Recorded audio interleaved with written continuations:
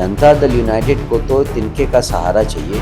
वो डूब रही है पार्टी, वो तिनका ढूंढ रहे हैं। जहाँ जहाँ भ्रष्टाचार हो वहाँ वहाँ थैलियों की बात तो चलेगी। हम लोग ऐसी चीज़ों को के बारे में कमेंट ज़्यादा नहीं करते। नीतीश जी अब इस कंडीशन में नहीं हैं कि उनके अपने लोग उनके कंट्रोल में रह सके। जदयू पार्टी अंदर से अब बिखरती जा रही है। अकेले दम पे सरकार बनाएगी, कुछ दिनों की ही बात है। अब निशांत कुमार वैसे भी एक टेम्पररी अरेंजमेंट है। उनको पहले स्वास्थ्य लाभ करने की ज़रूरत है, फिर उनको कोई मंत्रालय चलाने की ताकत भी आ पाएगी, या फिर जन सुराज लोगों की मदद से उनके खिलाफ कार्रवाई करने के लिए तत्पर रहेगा। नमस्कार, लाइव सिटीज देख रहे हैं आप। देखिए, बिहार में मंत्रिमंडल का विस्तार हुआ, लेकिन मंत्रिमंडल के विस्तार के बाद ही जनता दल यूनाइटेड पर तरह तरह के आरोप लगने शुरू हो गए हैं।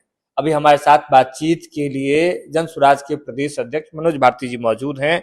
आनंद मोहन जी तो सीधे कह रहे हैं कि थैली का प्रयोग हुआ है, जो थैली दिया है वही मंत्री बना है। कैसे देख रही है आपकी पार्टी?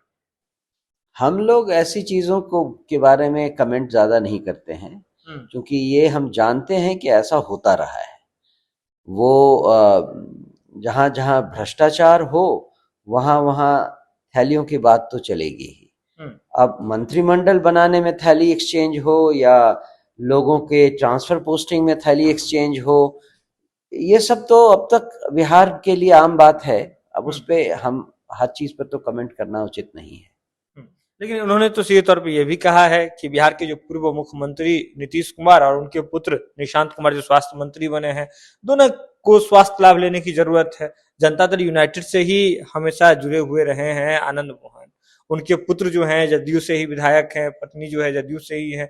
तो ऐसे में इस तरह का वो जो कह रहे हैं निशांत कुमार के ऊपर भी तो तरह तरह के सवाल खड़े कर रहे हैं। नहीं, बात ये नहीं है कि कौन किस पर क्या कमेंट कर रहा है। बात यह है कि नीतीश बाबू का होल्ड अब अपनी पार्टी से भी खत्म होता जा रहा है। नीतीश जी अब इस कंडीशन में नहीं है कि उनके अपने लोग उनके कंट्रोल में रह सकें। जब तक नीतीश जी कंट्रोल में थे तब तक किसकी हिम्मत थी इस तरह के एलिगेशन लगाने की। अब जदयू के ही नेता अगर जदयू के ही कार्रवाई पे इस तरह के कमेंट करेंगे तो मतलब साफ है कि सेंट्रल कमेटी का होल्ड जो है वो अपने सदस्यों पे खत्म हो रहा है, और वो चिंता की बात है। चिंता की बात ये भी है कि जिस चेहरे पर चुनाव लड़ा गया, जिस चेहरे पर बीजेपी ने वोट मांगा, पहले तो उस चेहरे को हटाया, अब उस चेहरे वाली पार्टी को दिन पर दिन कमजोर होते हम सब देख रहे हैं। ये सब यही साइन बताता है कि जदयू पार्टी अंदर से अब बिखरती जा रही है, और इसका सीधा फायदा किसी एक स्टेज पे बीजेपी लेने वाली है।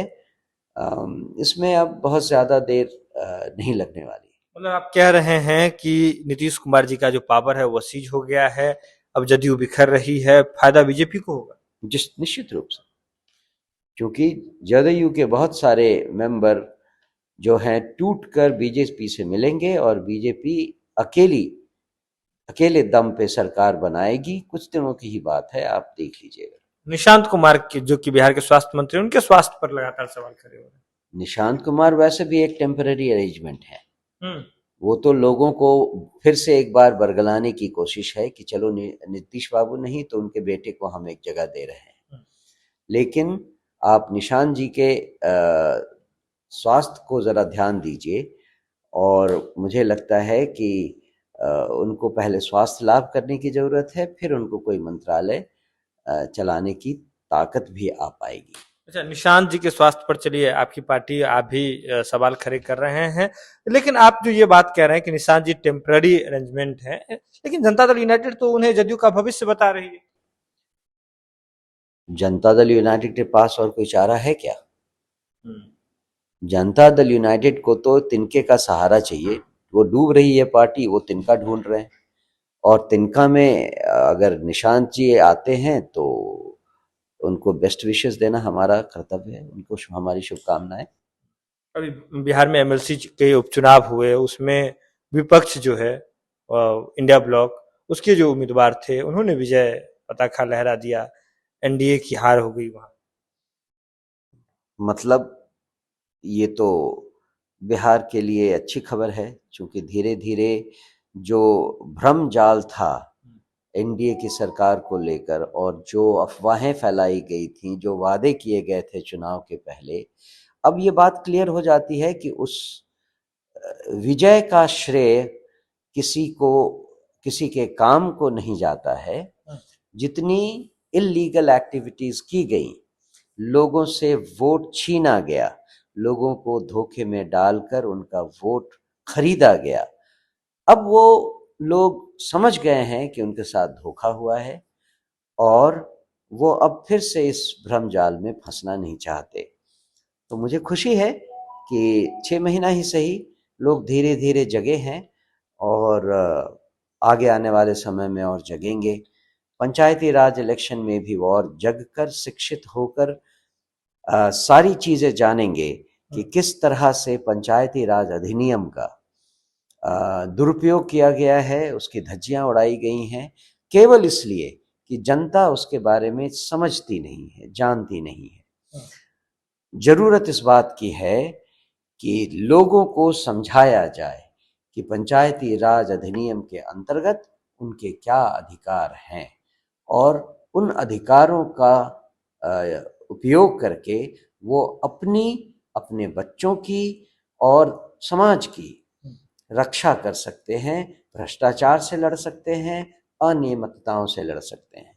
जन स्वराज पार्टी ने इसका बीड़ा उठाया है कि इस पंचायती राज चुनाव के पहले हम सबको, आम जनता को, गांव-गांव में युवाओं को ये बता देंगे कि आपके क्या अधिकार हैं और इतना शिक्षित कर देंगे कि पंचायती राज चुनाव में इस बार जिस व्यक्ति के मन में थोड़ी सी भी लालच या बेईमानी है, वो किसी भी जिम्मेदार पद पर खड़ा होने से डरेगा, क्योंकि अब अगर वो जीत गया तो या तो जनता खुद उसका जीना हराम करवा देगी या फिर जन सुराज लोगों की मदद से उनके खिलाफ कार्रवाई करने के लिए तत्पर रहेगा। मतलब इस बार जो प्रशांत किशोर जी बार बार कहते हैं कि हम बहुत सारे मुखिया बनाने जा रहे हैं, तो उस पर जनसुराज काम कर रही है। प्रशांत जी के स्टेटमेंट का दो मतलब है। जब वो कहते हैं कि हम मुखिया बनाने जा रहे हैं, तो उनका कहने का मतलब है कि हम जनसुराजी माइंडसेट के मुखिया बनाने जा रहे हैं। वो जनसुराज के होंगे या नहीं होंगे इससे फर्क नहीं पड़ता, अगर वो ईमानदार हुए तो वो जनसुराजी माइंडसेट के मुखिया हुए। जनसुराज का जो मूल मंत्र है वो है शुद्धता और ईमानदारी। प्रशासन में जो भ्रष्टाचार है उसको खत्म करने का जो मूल मंत्र है वो ये कि हम शुद्धता और ईमानदारी से पब्लिक लाइफ में आएं और लोगों की भलाई के बारे में सोचें। मुखिया के चुनाव के बाद वही व्यक्ति खड़ा रहेगा मैदान में और मुखिया बनेगा जो इस नियम का पालन कर रहा है, शुद्धता और ईमानदारी का। क्योंकि अगर वो बेईमान निकला तो अब जनसुराज और जनसुराज के साथी इसको सहन नहीं करेंगे और गांव-गांव में, हर गांव में हम इसके खिलाफ आवाज उठाएंगे। मसलन उदाहरण के लिए इन चुनाव के बाद पहली ग्राम सभा की मीटिंग विधिवत हो हर गांव में, हम इसके लिए सब लोगों को शिक्षित कर देंगे। पहली ग्राम सभा की मीटिंग में एक निगरानी समिति का गठन होगा जो विधिवत अधिनियम के अनुसार होगा, इसको हम इंश्योर करेंगे। ग्राम सभा की मीटिंग में सरकार के 29 डिपार्टमेंट को प्रेजेंट होना है, हम इसका भी इंश्योर करेंगे। हर वार्ड सदस्य अपना काम करे, वार्ड सभा की मीटिंग करके लोगों के प्रतिवेदन ले, जो बेरोजगार हैं उनकी रोजगारी का प्रबंध करे, जहां नाली गली में प्रॉब्लम है उसकी रिपोर्ट ले, जहां पे पानी की व्यवस्था नहीं है उसकी रिपोर्ट ले और इसकी रिपोर्ट ग्राम सभा की मीटिंग में पेश करे, जिसको 29 डिपार्टमेंट के लोग सुने और उस पर एक्शन लेने का काम करें। यह है एक प्रॉपर ग्राम पंचायत का कार्यकलाप जो कि आज कहीं नहीं हो रहा है। इस ग्राम पंचायत के बाद ऐसा न हो, इसके लिए जनसुराज कृत संकल्प है। देखिए, जनसुराज बहुत सारे मुद्दों पर एक साथ काम कर रही है और इसमें संगठन सृजन तो लगातार चल ही रहा है, लेकिन आने वाले जो पंचायत के इलेक्शन होंगे उसमें जनसुराज की ओर से कहा जा रहा है कि जो पंचायती राज अधिनियम के तहत जो ग्राम पंचायत को जो अधिकार मिले हुए हैं उसका पालन नहीं हो रहा है, तो उसे सुनिश्चित कराने का काम जनसुराज करेगी। लेकिन साथ ही साथ यह भी कह रहे हैं कि बिहार में जनता दल यूनाइटेड की स्थिति जो है वह बद से बदतर होती जा रही है। नीतीश कुमार जी का पावर सीज हो गया है और इसी वजह से आनंद मोहन जैसे लोग जो हैं लगातार बयानबाजी कर रहे हैं, जनता दल यूनाइटेड पर उंगली उठा रहे हैं। थैली का प्रयोग तो बिहार में हमेशा से होता रहा है, चाहे ट्रांसफर पोस्टिंग हो या फिर मंत्रिमंडल का बंटवारा हो, तमाम जगह थैली का प्रयोग होता रहा है। ये तमाम बातों पर जवाब दे रहे थे जनसुराज के बिहार के प्रदेश अध्यक्ष मनोज भारती।